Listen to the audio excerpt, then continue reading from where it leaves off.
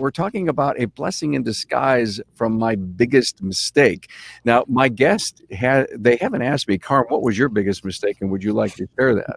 Would love to, and Well, congratulations. I was waiting for someone this week to say that, but they didn't. And of course, I have just too many. I mean, was it in the early stages of my life? Was it when I worked for corporate America for all them years? Was it as a podcaster? I think we all have this unique stories to tell in slices of time for ourselves. So glad to have you all here. Hey, if you're out there on social with us, and it would be nice if you looked at possibly giving us a high five, a like, a comment, check in with your city. That would be really so nice and so cool. And I really want to give a high five out to the people that really make this podcast work for us. And let's go talk about Shopware. Do you know what is as easy as 1, 2, 3? Well, Shopware's shop management system allows customers to review, approve, and pay for repairs all in one place. Keep your staff and your customers safe while maintaining profits and keeping your customers happy. Learn more at getshopware.com. And are you tired of your cookie cutter website? Is it bringing you new clients? Well, let our friends at Shop Marketing Pros create a website that is as unique as your shop at shopmarketingpros.com on the web. Hey, let me introduce my great panel to you. Matt Lachowitzer from Matt's Automotive Service Center, 6 locations, Fargo, Moorhead, North Dakota, somewhere out there, right? Yep, Minnesota, North Dakota, and we're actually going to be closing on 2 more locations next month. So rocking, baby, rocking! Congrats, Matt. Thank you. That's Wow. fabulous.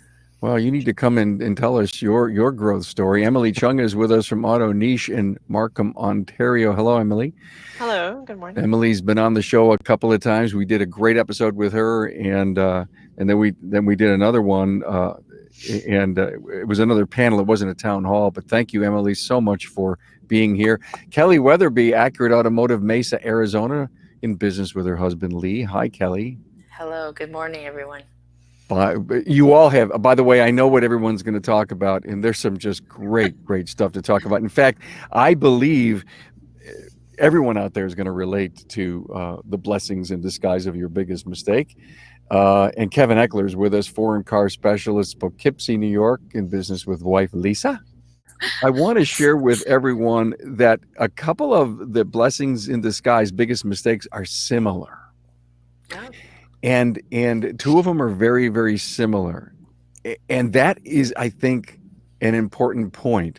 No one knew what they were. They sent them to me privately. I sent them back to them so they could see. And I think that's important. Emily, I want to start with you. Ladies first. I flipped a coin and I found it. Emily, just tell us all about the wonderful blessing you had from figuring out what one of your biggest mistakes was. Well, I think when you first emailed me the question, I was thinking, man, there's so many to choose from. And so, but I kind of have had a shift in my mindset. I used to say, oh, stuff happens to me, and now I just believe firmly that, things happen for me. So no matter what, if it is, good or not good, it's always an opportunity for me if I choose into that mindset. And so for me, one of the biggest mistakes I had was holding on to somebody who was way too long, who was too toxic for the work environment. And it's something where, after the fact, you think, oh, yeah, I shouldn't have kept them this long. And it's stuff that I think even when speaking with other business owners, that we all know that we shouldn't be keeping these people too long. And yet, I did. It was becoming a really toxic work environment. I mean, he was a great technician. And I really I got to the point where I believed that, I couldn't function the business without him. But it was so toxic and such a disrespectful environment that, even though he was my employee, for example, I mean, it was incredibly toxic. I remember times when, if I couldn't, and I was working on the floor with him. So if I couldn't punch out a ball joint, he would call me a 4-letter C word. And it was just incredibly toxic. It got to the point where I was so stressed out about the whole situation that, I wasn't eating or drinking anymore, nor was I going to the washroom anymore. So my body was like physically starting to shut down. And in that moment, I just had to look at, my family. I had two young boys at the time, and I was thinking, if this persists, I'm not going to be around for them much longer. Um, and so eventually, I made the decision to let him go. And it was really, you know, it wasn't that the decision in and of itself is not difficult. It's the how and what is it going to look like after. That's the difficult part for me at So, do this. you think you overthought the ramifications afterwards? Um, I don't know if I overthought the ramifications. I think that the ramifications that I perceived at the time seemed so real that I could not see any other option for what it could look like after. Um, if that makes any sense. It looked doom and gloom after.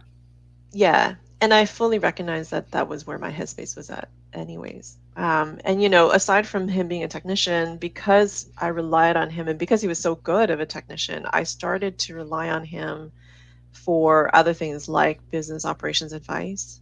Um, and I mean, he'd been with me for many years, and I always say this: people don't become one thing in a day, right? It's the tiny little changes over the course of time, and all of a sudden you look at it and you're thinking, well, like, what happened, right? This isn't the person that I knew how many years ago.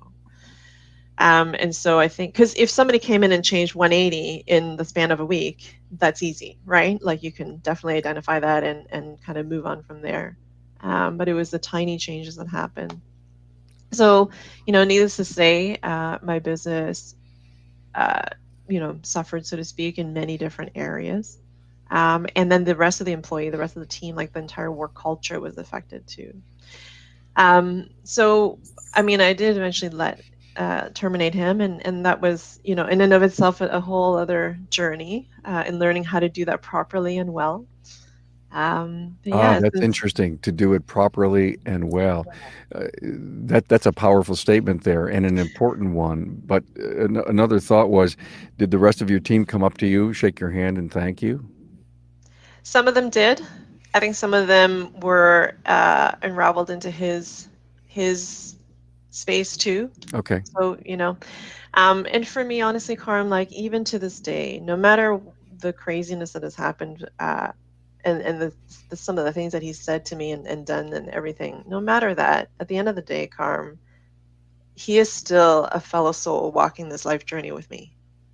And so, in terms of terminating him, I really did try to do it in the most respectful and honoring way that I could, despite everything. So that's the mindset that I have.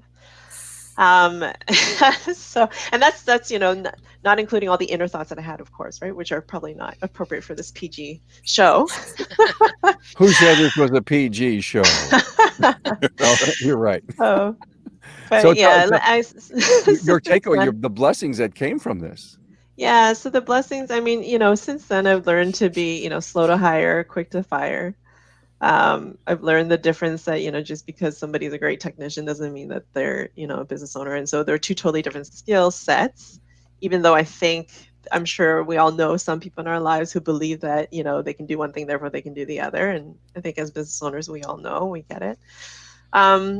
And I've figured out that I'm more resourceful than I had given myself credit for. I was been in this space that I thought, I can't do without him. I don't know how this is going to work. And when push comes to shove, I figure it out, right? And so it's been many years since, and we've grown the business since. So um, to me, it was more of just one more data point that I could add to my resiliency as a person. And I now know very clearly the price that I pay when I allow, a toxic work environment to persist. Wonderful. Let me ask my panel to raise their hand if they could relate to that story. Common And I thread. think the way that it sounds like you handled it is just, and are still like reflecting back on that. You seem very much at peace, which is really great. Yeah. Because it does seem as though, like, when we're challenged, what we can think of in our mind is usually far worse than what it's really going to be when you make that change, right? When you decide to terminate, or you decide to, confront somebody that's made something toxic in your life, Mhm. or Yeah. at least, contributed to toxicity in your life. Because Yeah. people don't do it, we sometimes allow it. It sometimes comes in without us inviting it. But when we realize that it's toxic, then we have that, what am I going to do with it now? And it sounds like you really handled it beautifully. Thank you. Well, wait, Um, yeah. you're right, Emily and Kelly. It's a struggle because you think you're going to fail miserably. Your business is going to go away. Your customers are going to leave. And you talk about you create every negative possible situation in your mind, and then you never act on it because you play out that story of the negative outcome. And I'll tell you, that was one of my biggest years and years ago. Mhm. Yeah, and I Thank think the mark of your our character is really coming out of it, right? And that we can fail, like all these mistakes we're going to be talking about, right? That we can fail again and again, and we just won't stay down for whatever reason. We just get back up and do it again, and just Yeah. keep moving in our business. And just one more point that I wanted to make was, I get feedback sometimes with people that because I'm the business owner, then surely I must be able to control and create, and and I'm just like, it's not really like that. Like if you're a business owner, it's not really like that. Yeah. Wouldn't you love So to put your shoe on someone else just for a week, yeah, and let them yeah. sort of feel how that isn't, that you have all the control. Yeah, and I think to the employees who believe that, oh, management just, has this, and they're just out for this, like, I mean, they don't necessarily see, I think, how much we care, right? At Yeah. least some of us, right? That we genuinely care about them as people. That's And it. so, yeah, it's been an interesting journey. Thanks for that. Emma, I'm going to go a side note here. Kelly, if you could bring your microphone up a little closer to your, there you go. Yeah.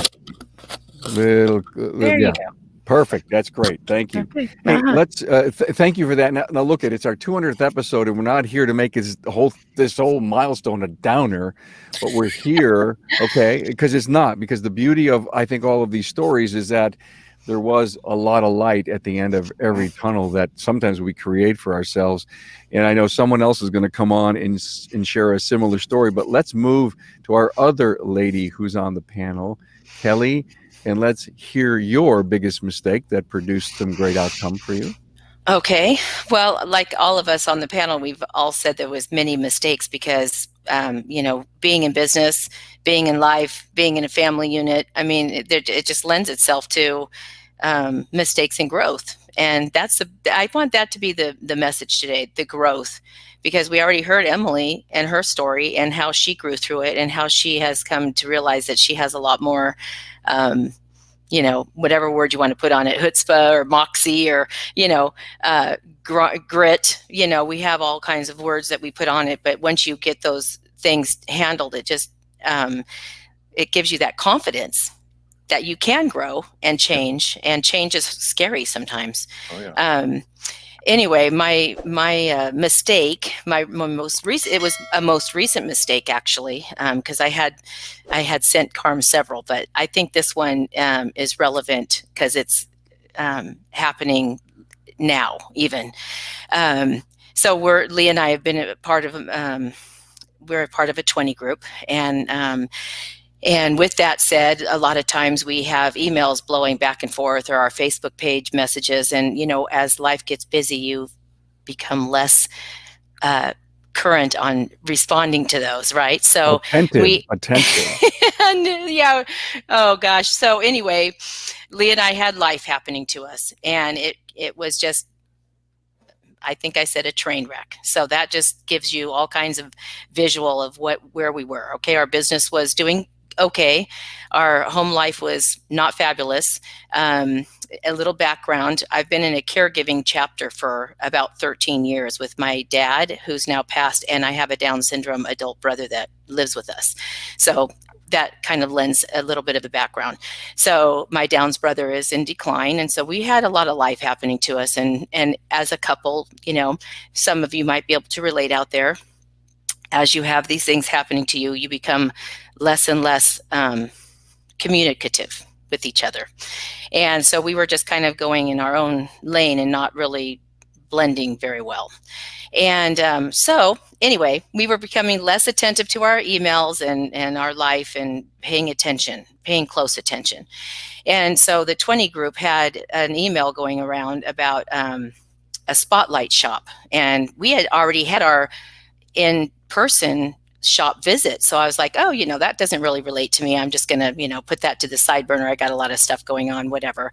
Anyway, as it comes out, we, because we were less attentive than we should have been, we were chosen to be the spotlight shop, of course.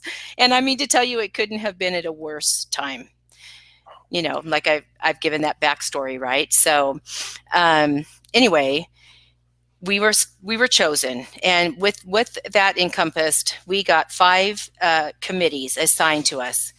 Facilities, oh gosh, I think my facilities and marketing, Lee and Kelly Headspace, because they could see that we needed some help there.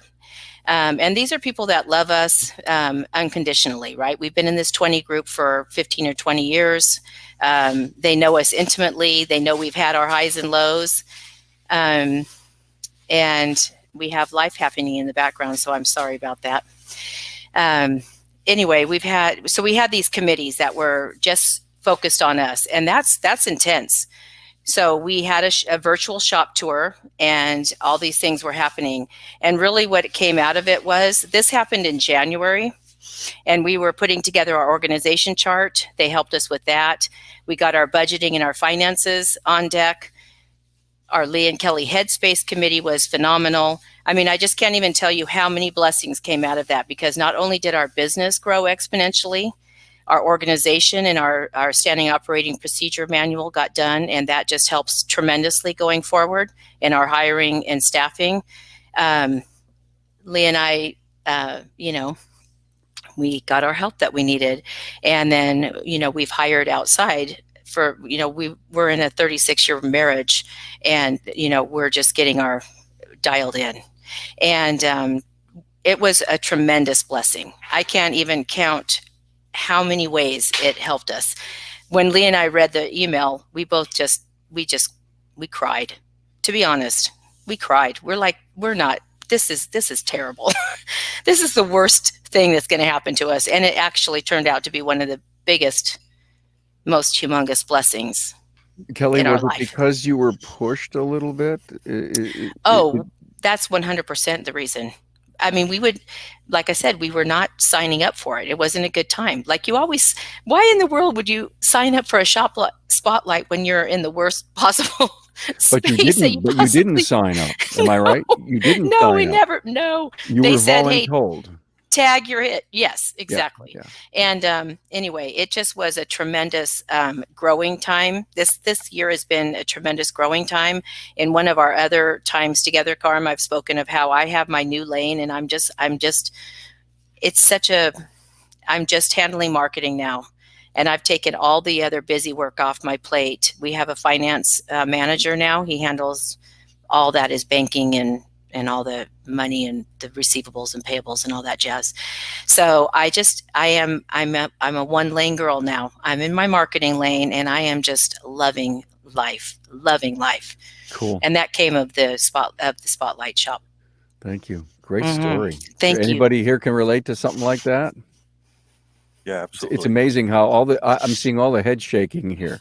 Yeah, okay. I got out of my comfort zone. I was pushed into a zone I didn't want to be in, but when I came out, I was a new person. I was better. Right. Wow. That's exactly right. Both you and Lee. That's exactly right. And our whole team. I mean, it not only helped, our lives, but it helped the lives of the people that work with us in our culture. And, we've brought on new people, and it's just tremendous. It's it makes me emotional to think about how many blessings it was. Yeah. We can tell. We can tell from the side of your story that it was so deep. And thank you for that honest and transparent story. It was great. Not many people can come up and tell a story like that, who don't have the level of confidence that you have now, or it continues to grow each and every day. That's the beautiful part. That's why I say I want growth to be our thread in this story, because out out of the train wrecks become beautiful humans. I love that you guys had your own committee, like Lee and Yeah. Kelly. We totally I love did. it. We needed it so bad. Yeah, that shows great caring on behalf of your group, that they could see that and they took the time to specifically care to you and That- tend to you. That was the humbling experience of the bottom line was these people are also running very, very, their shops are moneymakers. They're successful. They have successful shops and lives, and they're also busy. And when we would have these times that people were donating to us, it was just so humbling. And we had to tuck our, we had to find humility and put our pride aside, because they were looking under all the deep rocks. And it was really, think about that. Think about in your workspace, how many times we don't want to unload we don't want to expose the warts. And boy, we had them out the wazoo. They were looking everywhere. and they found them, and they corrected with criticism, constructive criticism. And we had to be we were in the perfect place, because we knew we needed to be humble and put our pride aside. A great part of this story, everyone, tell me if I'm wrong, is the more successful you get, the more you're willing to give and help. Yeah. 100% true. And that advice is only good if you're willing to accept it and listen to it also. That too. We could have not grown. We could have chosen not to expose any of the warts. We could have just been, let time take its toll, get from January to September, when we were not the spotlight shop anymore, and then be like, we didn't grow. We didn't, it didn't hurt that bad. No, this one hurt. And we were willing to take the pain to grow through it. And it was perfect timing. It couldn't have been more perfect timing. And talk about piled high and deep. Now you take that little can of cheese called COVID and you put it on top of everything else, right? Oh. Yeah. So it's just that's a compounding factor to the nth squared degree, whatever that is. Well, and I think that was up there. That was one of my blessings in my line items was, listen, if we would not have had that, we would not have been prepared for what happened. Yeah. We would have, who knows what. But we were supported with our group. We were supported, with our affiliation with ATI. We were affiliated with, we were just instructed so well. And it helped us get through that, through that super whitewater time. And we were, oh gosh, that's such a huge blessing. We were ready to, we already were working hard. So it wasn't like, oh, now we have to work hard because we have COVID or the pandemic or whatever you want to put it, crazy times. How many times have we all on this panel said, I can't work any harder? Have you ever said that? Huh? I felt it. I don't know that I've said it out loud, but I felt it. And when you've worked so hard and so passionately for all the right reasons, for all the right purpose, and then you stop and you ask yourself that question. It's not termination. It's not like I'm going to quit. It's one of those, I can't work any harder. You almost I'm just going to coast for a while. You're just thinking, I'm going to coast for a little bit. Well, no, I think you have to say it in order to put it out of your mind. You have to say it so that you keep doing it. I can't work any harder, but I can. As you're still working hard. Yeah. That's exactly right. That's right. Well, and like our shop was successful. It wasn't like we were going in the tank, but it just propelled us to be even more successful. You know what I mean? Because it's usually just the little tweaks. Thanks, Kelly. Let's give another shout out to our great sponsors now more than ever. Shopware says you are focused on bringing cars through your bay safely and efficiently, and it continues. Can you believe it? Shopware Shop Management System offers a completely contactless workflow. Your customers can review, approve, and even pay for the repairs right from their smartphone. Request a demo at getshopware.com. Hey, and does your social media truly represent your shop, or is it just plain vanilla, generic posts? Well, it doesn't have to be that way. The experts at Shop Marketing Pros listen, and they create social content that connects you to your community on the web at shopmarketingpros.com. all this is tugging at my heart. Thank you for being here. It's the 200th episode. This is all positive stuff, even though we're talking about things that kind of got us to the bottom and then up to the top. Let's go over to Kevin. I'm going to save my favorite, one of my favoriteest guys until last. Kevin, you don't mind? Don't mind at all. Beautiful. Not that you're not all my favoritists, but I know that I know that Kevin can go long. He can go long. So, Matt Lachowitzer. Hey, you have you and Emily have a similar story? Yeah. For us, again, it was probably my most productive. Well, he was my most productive technician, most talented by far, too. And when he was hired to replace me in the shop. And I was the one that did all the big work, or the diesels and the transmissions. And so, but he was a cancer. He was, once a month, I'd have some kind of meltdown. And I'd have to go talk him off the ledge or whatever it was. And I lost a couple managers over him. And it just got to a point where we had to make a decision. I go home, 3-4 times, a month, saying I got to fire him, and I never do it because I look at the report and I'm like, I can't fire him. He's killing it. And on top of that, then I have to go out in the shop, and I didn't want to do that either. And this went on for, I hate to say this, but it was 5 years. And oh my. Emily, can you relate to that? Yeah. And it was tough. Yeah. But eventually I made the decision that it was time to go. And the other thing was he was perceived as very well liked by all my team. Like, everybody went to him for help, and everybody seemed to like him. And so I was worried what firing him would do to my team. And so when we finally did fire him, we had a record month the following month, short him. And Wow. That really opened my eyes to maybe we need to make some other changes as well. And in a course of 4 months, I actually got rid of every piece of cancer that we had. And we ran short staff for a few months, but it attracted better people too, because I had a phenomenal tech apply after he was gone. And he's like, I knew he worked here, and I knew what kind of person he was, and I didn't want to work with him. Wow. And that guy's still here. So, and he loves it. So, it's completely changed the culture of our business, which is what I wanted. I wanted the positivity. I wanted a business that really was a family. Mm-hmm. And that's what we've got now. And it's been the last 4 years have been amazing without him. So Fantastic. Isn't it amazing that your people know way before you that that someone should go? Yep. It's interesting though, sometimes they don't say it though, and until after that person's gone or whatever it is. But Matt, let me ask you a question about that.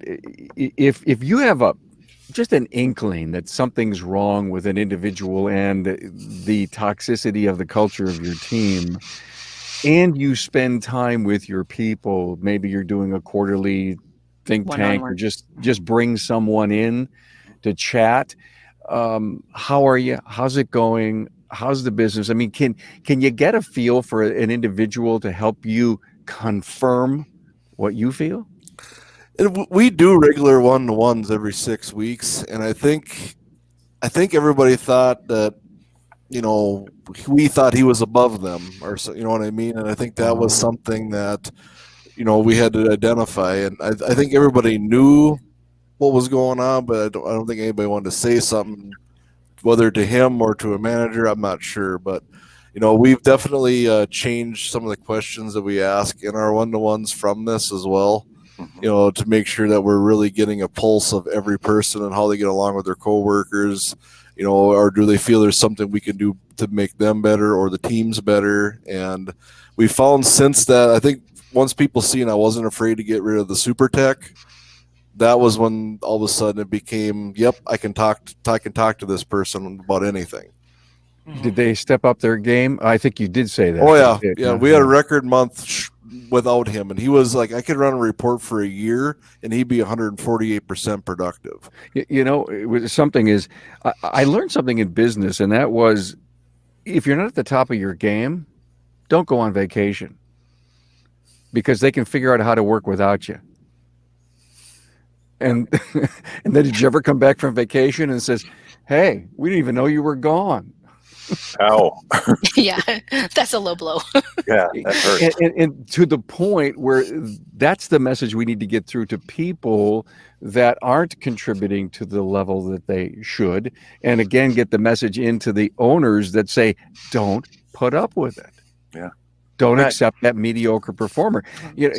Even though that person you might conceive as a leader and one of the smartest in the bunch, doesn't mean that the culture that they're playing in is your culture. It's theirs. That's right.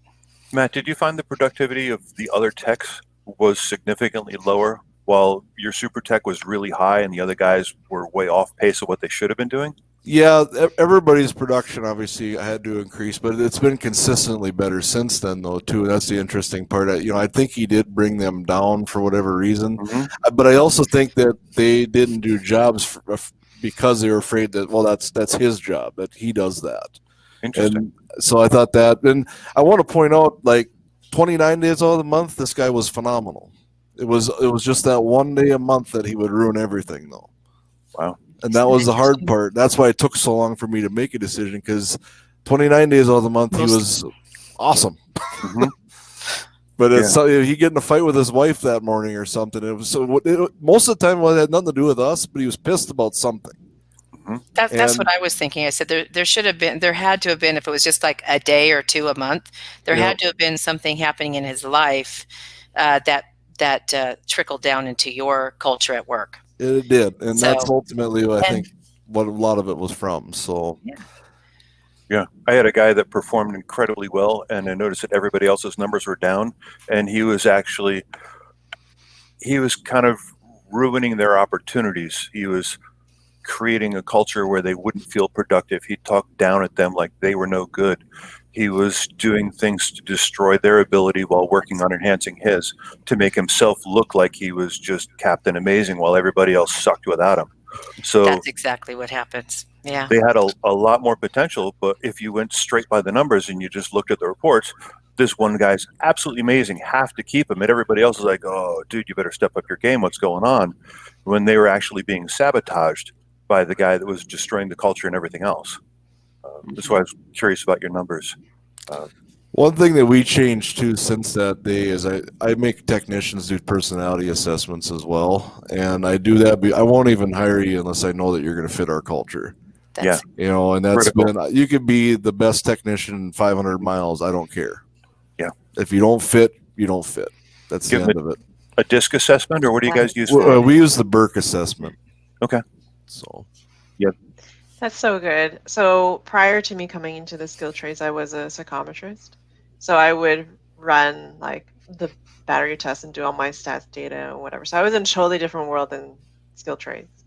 And it's amazing because so many times people say, oh, the questions are so easy, like they can just cheat them. And I'm like, no, by the end of the whole set of questions, if you can cheat that, that's like a whole nother psych profile we got going on, but so good that you do that because it is so important and you get so much insight from something. When I've taken those tests, Emily, I always say, well, there's another question similar to the one upstairs. How did I answer that? And they're looking, right? And they're looking, it says, they're testing me if I'm consistent and if the answer up there was right or wrong and this one's different and oh my God, how am I going to score? I overanalyzed the tests. Yeah, that's what we call test reliability. It's awesome. So good. I've had managers and techs be like, oh yeah, I could, I can trick it around, in my answers, and I'm thinking, good luck with that. And then when it comes back, it's spot on, and they're like, oh, so. Did I ever tell you? I'll tell you a really quick story about a test that I took years ago. It's got to be now 50, maybe 20 years ago. And I sat down in a seminar. It was a hiring seminar that we as leaders of this organization were learning how to interpret the results, but we had to take them ourselves so that you could learn it. So the envelope's in front of me, and I open it up, and I'm reading it, and I go, oh no, oh my God. And the leader, this PhD, came over and said, Carm, what's wrong? And I said, oh my God, these are the things that Ann says about me all the time, and I keep telling her she's wrong. That's Spot on. awesome. It nailed me. and then ultimately what Scary. happened is I had to learn to accept my total natural self. And you know, there was a if you're stressed, you end up doing this stuff. And finally I said, and when I became a podcaster, I had just taken StrengthsFinder 2.0 and my top 5 strengths, and I looked at them and I says, that's not who I want to be. And a year later, I look back and I says, oh my God, that's who I am. That's who I am. Yeah, that's right. And so I looked at those strengths, and I believe that's why the podcast blossomed, because I am actually doing what I think I was intended my whole life to do. Yeah. There's my learning curve right there. That's it. And it's so great when you find your lane, isn't it? It just it's so energetic. Yeah. It is. Hey, before we bring on Kevin, Debbie Skoll is here. Chris Cotton says, what did he say? He says, great show, everyone, or it was so much better without you here. I guess he's talking about something he said earlier. Such value and belonging to a group that you can trust. Obviously, a great group. Great friend, Rick Gabriel. Emily, what an encouraging message of hope in the midst of a storm. And here we go.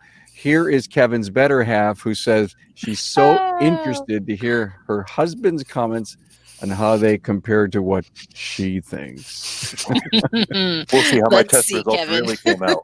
Yes, we will. And just before we bring Kevin up, let's just do a shout out again to our great sponsor. You know, Shopware wants to remind you to stop spending time chasing your customers. Shopware's leading shop management system is helping shops just like yours generate more profit per ticket with less time on the phone. Break away from your legacy system and implement a completely contactless workflow today. Get started at getshopware.com. And is your marketing company sharing the same vanilla social posts that they do for every other shop? Well, that's not how Shop Marketing Pros does it. They're a boutique business. They're small and they care, and they believe that each shop is unique with its own story. Contact them today at shopmarketingpros.com. We're talking a blessing in disguise from my biggest mistake. Oh God! Yeah, like everybody else, which one do you pick? So, in really thinking about it, I think it's more of a theme than one specific thing. So, like my kids always tell me, like, Dad, can't you just come right to the point? Why does everything have to be a story and a lesson? So, on that, I'm going to start back as a kid. I used to love taking things apart, love mechanical stuff. It just completely thrilled me.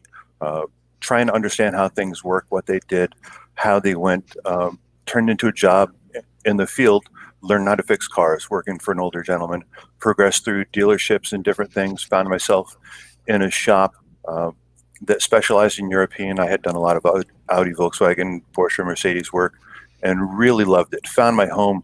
It was great. Worked there for 3.5 years. The gentleman who owned it went through some personal things in his life and decided that now was the time to sell the business, that he needed to go a different direction in his life, and it was time for him to move on. SBA loan, hated change. They put that in there. If it comes to changing jobs, changing things in life, hated change. So my idea of hating change and not wanting to change is, well, I'm just going to get a loan and I'm going to buy the business. That way I don't have to find a new place to work. It's familiar, it's comfortable. Brilliant. How hard can it be, right? You know, you fix cars, people pay you money, life is good, you do what you love. So I bought the business and I worked like an idiot. I worked 15 to 18 hours a day. I love helping people. Fixing cars is a way that I see that I'm helping and assisting people. They've got a problem, I can figure it out, I can fix it. I don't care what it is, I can figure it out and fix it. The reward that you feel from being able to take something broken, touch it, change it, do whatever you do, and now it's functional and it's improved somebody's life quality. It's a huge feeling of self-satisfaction. I feel good about being able to assist people through doing that. And I took on this hero complex, kind of. I would sacrifice myself, time with my family, whatever it was, to fix all these cars that came in. And I took every technical class that I could take. I studied whatever it was that I could take to learn how to fix things better. Every new system that came out, I did everything that I could to learn it. And it was cool. I learned incredible stuff, and I was able to fix things that I never thought I could fix before. So now I own a business, which is great because I'm doing what I love. I'm in the bays, I'm fixing cars, I'm out and dealing with people when I have to. Kevin, No idea how to run a business. Kevin, Yes, sir. did you buy yourself a job? I bought myself security and safety and comfort, where I didn't have to worry about somebody telling me what to do, and I could do absolutely what I loved. And that's totally it. And for 20 years I showed up to work doing exactly what I love. I work on cars, and I love figuring out problems, and I look at things. And like I said, I sought out every bit of technical knowledge I could get. And in looking back and assessing it, and I lost a marriage along the way. I lost a house along the way. I suffered deep personal emotional damage. I have scars on my soul that caused me to be in positions like this where I open up wide and honest, because the pain that I went through, nobody should go through. And it was completely avoidable, and I did it to myself, and there's nobody else to blame. So my fault, my mistake, my not wanting to look any differently is I put my head down, I focused in the work in the day, I looked right now, I looked at the schedules, I looked at the cars, and my thought was, if I'm amazing at fixing cars and I can fix all these cars, business will run itself, right? I mean, you don't have to be clean. You don't have to have a super clean shop. You don't have to be really organized. You don't have to market. You don't have to even repaint the place, because I'm so good at fixing cars that that's all I got to do. And people love me forever for that, right? Idiot! I was wrong. I lost everything I had that was super important to me. And I suffered so greatly. And I never once thought that if I took and put the effort into learning how to run a business that I put into learning how to fix a car, that life would have been totally different, and I wouldn't have had to go through that. And looking back through the years, I had so many really good employees that were just yearning for someone to lead them and give them direction and set a vision and show them the course, that I helped people lose their way while I was losing my way. Because as a business owner, I should have been a leader. I should have set a vision. I should have learned how to protect my people and protect my team by learning how to do the business well, as I learned how to repair vehicles well. And totally 100%, that's my fault, and that was my flaw. And the carnage that lay in the wake of everything that happened, I am so sorry for. But the positive side of that is I finally woke up to it. And I have a very analytical mind, which has helped me be really great at fixing technical issues. And I never thought to turn and look and go, all right, this is now where my focus needs to be. I need to look to the direction of the future instead of just looking at the schedule for right now, tomorrow, next week, I have to fix this and that and that. I turned and I thought, I've sacrificed my kids' future and time with them. I've sacrificed financing for my family. I've sacrificed security for my family and for the family of those people that work for me to feel good about fixing something right now. And for 20 years, the feel good was more important than being who I needed to be. It was safe. It was secure. It was like, you try this, and when it goes really bad, you come right back over here, and I'm good, and I'm safe. And I've got it, and nobody can hurt me here because I can do this and I'm amazing. And then I step back, I'm like, holy crap, I am just throwing everything away for that. So it kind of, everybody's got a different tolerance for pain, and everybody's got a different pain level, and they'll put up with countless amounts of stupidity and suffering before they finally go, why the hell am I doing this? There was one point in my life where I had looked for management help, and I had gone to one class, and the person that I went to was so pushy and so aggressive. When you push me, I push back way harder. Me and my authority issues, yeah. So when you try to tell me what to do, if I'm not ready to hear it, you got a fight on your hands, and it's a hard and ugly fight. But I finally had broken my pride and my spirit enough where I thought, this is going nowhere. I've got 20 years into this, and I've fixed an awful lot of cars, and I have a toolbox full of crap and junk all over the place. And what do I have to show for it? Really nothing. I have pain and suffering, and this tiny little thing that I hinge on my momentary feel good to justify it all. And that's when things pivoted. And I'd gone to every World Pack training class that they'd ever had, their expos, but it was always technical. And I finally like, you know what? I need to take a business class, and I need to start hanging out with people that are successful. My dad used to say all the time, you're judged by the crowd that you hang out with. Also said a lot, the bait that you fish with is what you'll catch, which applies to a lot of things in life. But I never turned and associated with people that successfully owned businesses or successfully focused on moving forward. It was always with peers that were great at fixing cars and engineering and discovering different things, and which was great, and it has its place. But I finally shifted focus, and we joined a 20s group. We joined World Pack Smart Group, which was amazing, because I walked in to people that I felt were peers and went, holy crap, you can be really good and have a clean shop. And all of the myths and everything that I told myself, I don't have time to clean. I'm so busy fixing cars. I don't have time for this. And I realized I have just poisoned my mind to see what I wanted to see. I had the blinders on to justify everything that I was doing wrong. And I justified every single one of my mistakes to myself internally to keep me safe and protected. And the reality is, you can have a really clean shop. We emptied the shop out. I threw away projects that I had invested tons of time and ton of money in, and I suddenly felt better. Like that toxic employee that you get rid of, finally that burden's off my mind and it's gone, and I don't have to worry about that. It's not stealing time from me anymore. It's not stealing space. I'm like, I can work on a car in that bay. Holy cow, we can fix something. I can hire somebody to put him in there. And I have transitioned to a point where I build my team. I've set a vision for them. I've set boundaries for them. We have a master tech who came to us from BMW, and he left Wednesday night going, this is amazing.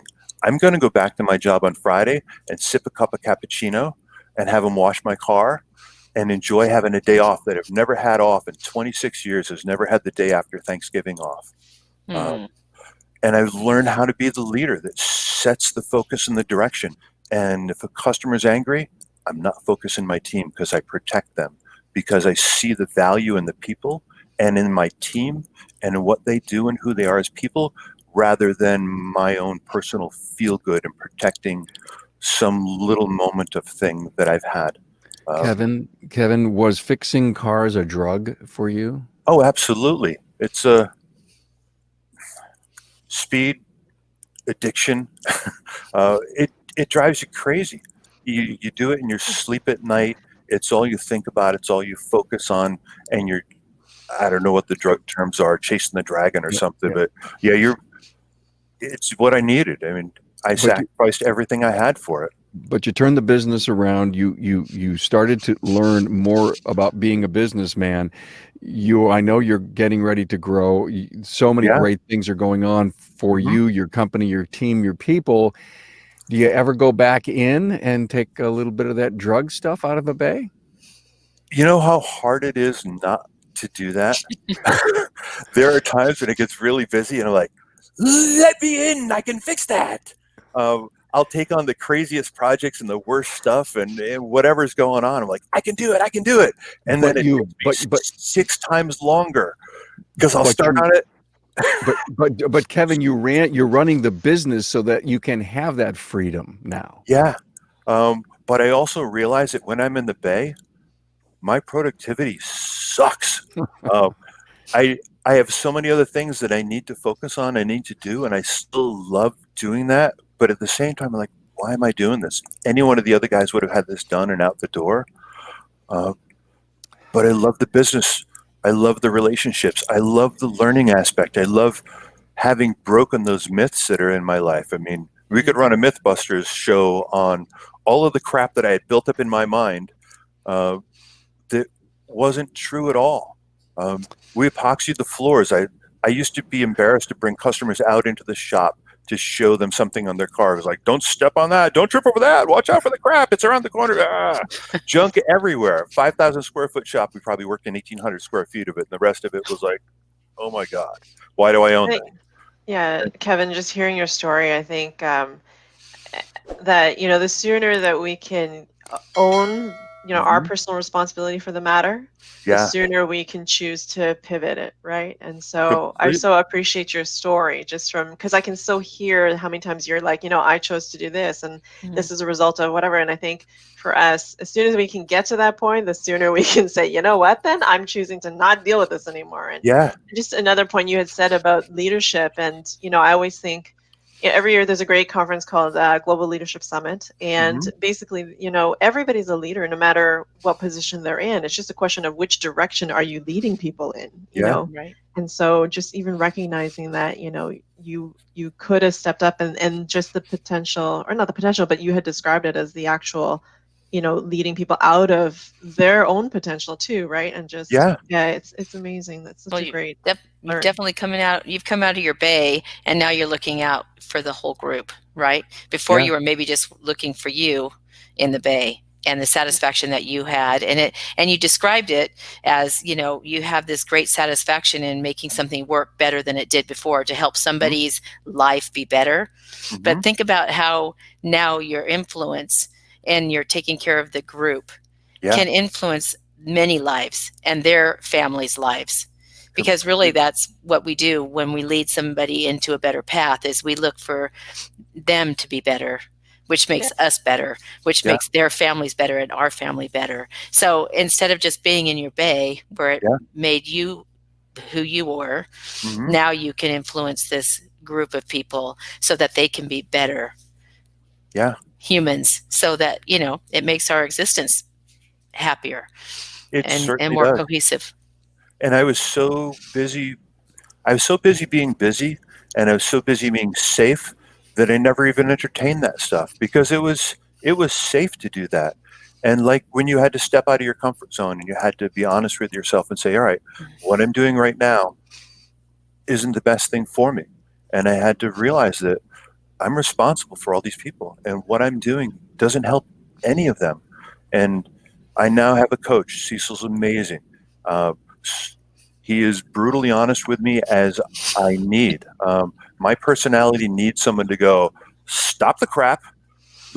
Let's get to it. Stick to your word. Do what you said you were going to do. Let's be accountable, and let's make this happen. And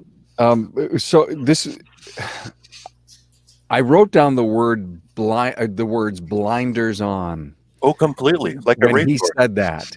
And I can't emphasize that enough, because Kevin, there's thousands of people in your position in this industry right now. Thousands of them that will not embrace that formal business education, A20 group, a coaching company, will not listen to the podcast because they think they know it all. And this story had to be told. The reason I left Kevin for last, I knew what his story was going to be. I've heard it before. You say it so eloquently and so transparently and so honestly. I can't thank you all enough for being here.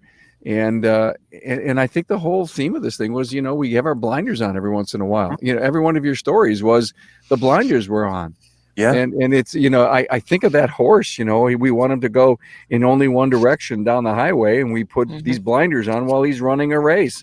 Well, we always seem to be running a race, and we always seem to have our blinders on. Your show is like checks and balances for our life.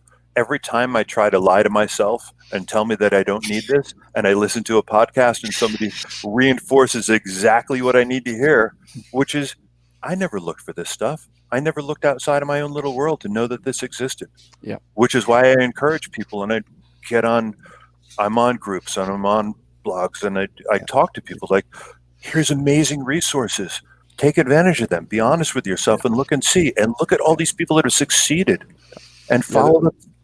the sharing is podcast is. vital. Go ahead, Kelly. Oh, I was just going to say, sharing in this Mhm. kind of group setting or any group setting that you can share your story and Mhm. expose those warts that I talked about and Yeah. help people know they're not in the boat alone, because so many people are listening to podcasts right now and Mhm. thinking, oh, I've got that horrible person in the shop that's toxic to my culture. Yeah. Oh, I have a relationship with my husband or wife that needs some work. Am I willing to put it in? Oh, I have, had carnage in my life, and am I willing to accept that as, a mistake and grow from it? And Yeah. I mean, you saved the growth in Kevin that he's talking about is just, exponential. Is what a great experience. And I'm so glad to have been here to hear your story. So thank you for Thank you. sharing. So great. Yeah, and I have Yeah. to be open and honest with it, because if I can save one person from going through this, Mm. it's all worth it. I mean, Yeah, I think that's the Mhm. biggest thing, is that we can present the hope, right, and the Mhm. Yeah. reality of coming out of the situation, because we know we're not Yeah, alone, right? for sure. And so, but it's just sometimes just seeing that somebody has been there and done that, and this is how they got through it, is encouragement. Yeah. Andy Bizub, a great friend of the show and a shop owner, said one day that the podcast is like a 30-minute 20 group. And if you choose not to be in a 20 group or in a coaching program or a peer group, and you listen alone to the thoughts that come out of this show, and you cannot assess you in that story, have I been there, done that? Mhm. And you cannot then get help, then you're stuck in the Kevin Eckler thing. Yeah. That spin, 20 Kevin, that you were years. in. Yeah. 20 In fact, years of my life wasted. yeah, we should Think call of it what the I could have Kevin done. Eckler syndrome. We should call it the Kevin Eckler deep dive hole. It's the rule of holes. You have to know when to stop digging, right? No Yeah. doubt.